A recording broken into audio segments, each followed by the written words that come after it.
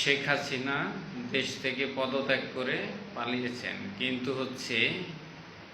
এই যার হাতে সেনাপ্রধান ওয়াকারুজ্জামান এর হাতে তুলে দিয়ে গেছে দেশের দায়িত্ব।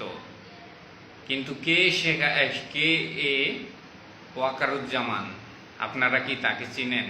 আমরা অরিজিনালে এখনো মুক্তি হয় নাই। আমরা এখনো বসে থাকলে চলবে না, কারণ এই যে সেনাপ্রধান এ হচ্ছে তার দুলাভাই, অর্থাৎ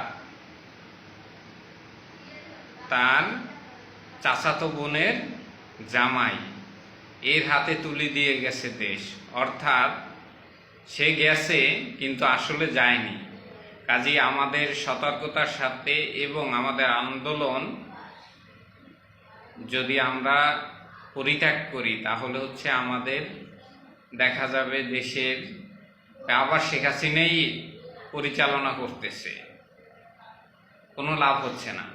কারণ এই যার হাতে তুলে দিয়ে গেছে সেনাপ্রধান, যাকে জুলাই মাসে সেনাপ্রধান করা হয়েছে, যাকে, সে হচ্ছে শেখ হাসিনার দুলাভাই, অর্থাৎ শেখ মুজিবুর রহমানের ফুফাতো ভাইয়ের মেয়ের